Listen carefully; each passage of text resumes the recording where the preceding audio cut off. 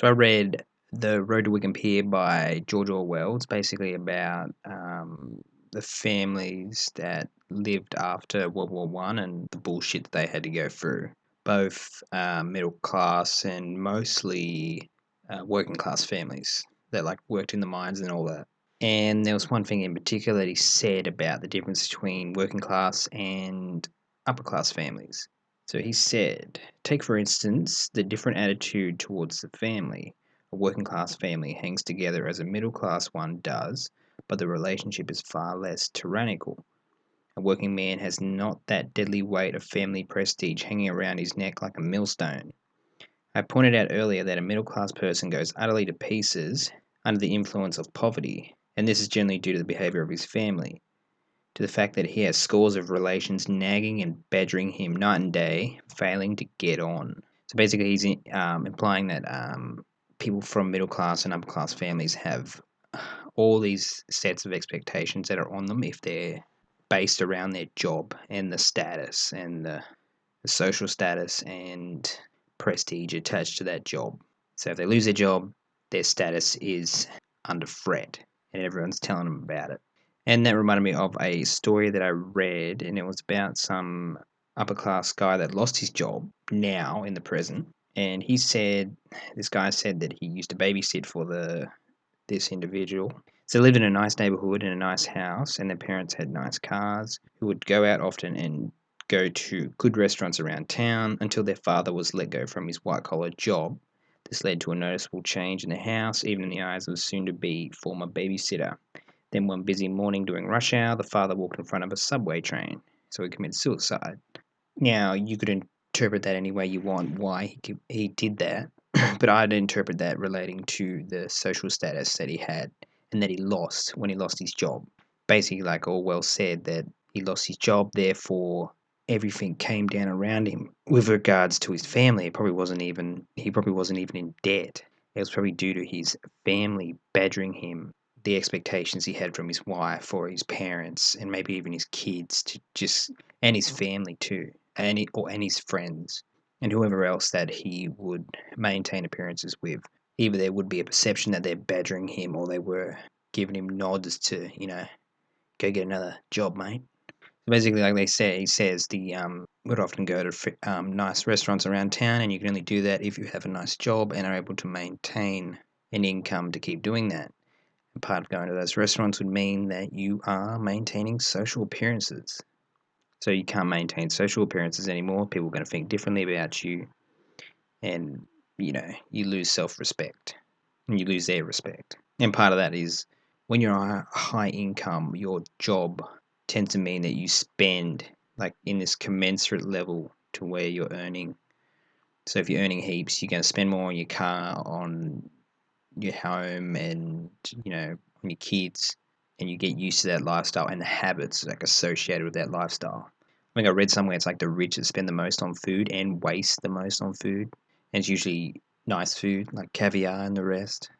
So that guy, I think, might have killed himself because he couldn't maintain his presentation to others and all the expectations that that had. It's not to say that he has it worse than someone who's in working class and loses their job. It's just a different set of expectations. His life might fall under, accompanying his job and status. So the gist is, so basically Aristotle said we evolved to be social creatures, and I think I read that part of our evolution was due to us being social creatures. So in order to interact and deal with various social cues and navigate the social environment, we had to have big brains. So that propelled our evolution. So we evolved to have very complicated social interactions, but that obviously means also that since it's such a big part of our interpretation of the world, it can be maladaptive, obviously.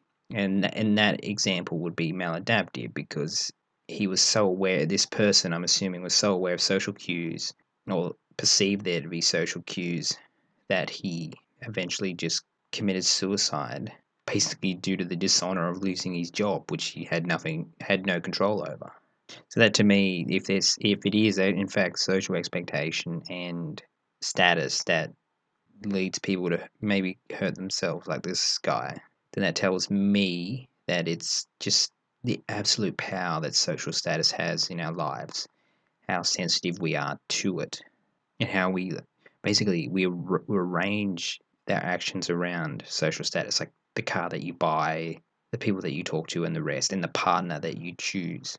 So, like, you can claim that we live in more equality, like right now in the West, but doesn't mean that people aren't still constrained. Like, they're still constrained by social status and the differences between people that you're sensitive to, differences in income and status. So, no matter how free we get, there's still that undercurrent of like social expectation that you just can't escape. Even if you become like a billionaire, you can't escape from that. And people, even if they become a billionaire, they live by it still. You still care what people think of you even if you're a billionaire.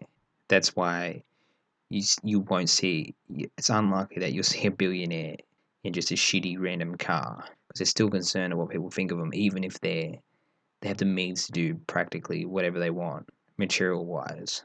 So even if there's an equality of wealth, people are still going to be comparing themselves, because they'll become more aware of the tiny little details that distance themselves from other people.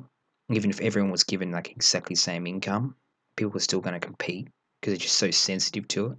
There's never going to be like a utopia or something, because no matter how much means, and no matter what means you have to live your life, you're still going to be comparing yourself and thinking thinking of social cues and social expectations, and maintaining appearances. The presentation of self, as Irving Goffman calls it, a sociologist.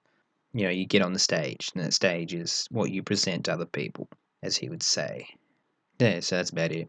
Even if you got rich, it's still a huge set of expectations. You're still constrained by the reality of being a social creature, no matter how much money you have or whatever means you have. And that's about it. Yeah. Until next time.